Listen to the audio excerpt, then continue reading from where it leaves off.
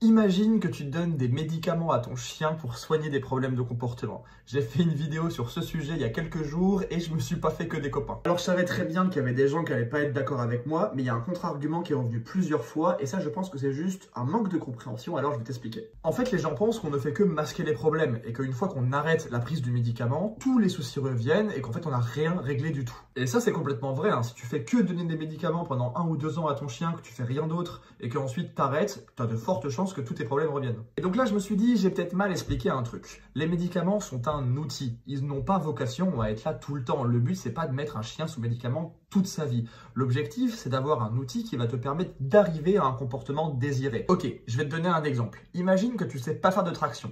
Qu'est-ce que tu peux faire pour t'aider? Tu vas pouvoir utiliser par exemple un élastique. L'élastique, il va être là pour t'assister, pour t'aider et pour que tu puisses t'entraîner. Mais on est bien d'accord que dans 3, 6 mois, 1 an, l'objectif, c'est que tu arrives à faire un maximum de traction sans élastique. Tu l'auras compris dans mon exemple, le médicament, c'est l'élastique.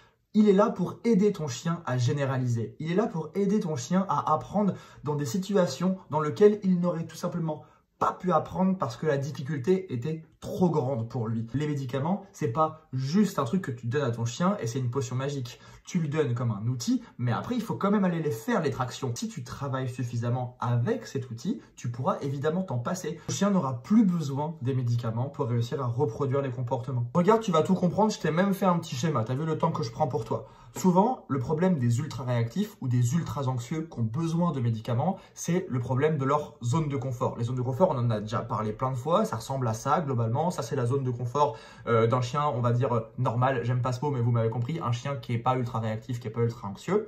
Le problème des chiens ultra-réactifs, ultra-anxieux, c'est que leur zone de confort, elle ressemble à ça. Ouais, c'est complètement le bordel. En gros, ils ont une zone verte et une zone orange ridicule. D'ailleurs, souvent, c'est même plutôt la zone orange qui est ridicule. Ça veut dire quoi? Ça veut dire que dès qu'il y a un déclencheur qui arrive dans la vision de ton chien, il va déclencher automatiquement. Et tu n'as aucun temps de manœuvre. En fait, ton chien a une zone de déclenchement qui est tellement grande que c'est impossible pour toi de travailler. Parce que rappelez-vous, en zone rouge, on ne travaille pas. En zone rouge, ton chien ne retient rien, aucun apprentissage et tout. Donc, tu es obligé de travailler en zone orange et verte. Mais comment voulez-vous travailler en zone orange et verte si vous avez ce type de zone de confort? Les médicaments sont là pour faire en sorte que la zone de confort de ton chien, elle ressemble plutôt à ça. C'est déjà un petit peu moins catastrophique. Vous l'avez compris, ça ne rend pas votre chien plus amorphe, plus défoncé, plus lent ou quoi que ce soit. Il est totalement normal.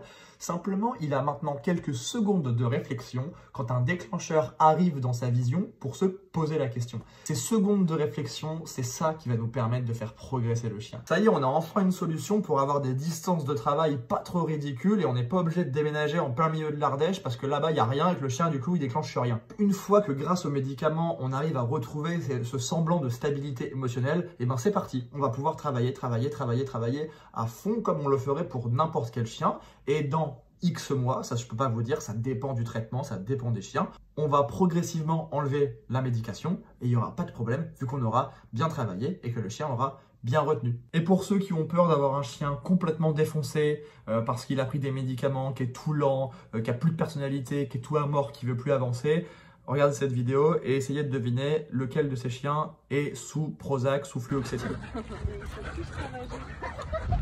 Pas facile, hein? Ouais, non, mais vraiment, hein.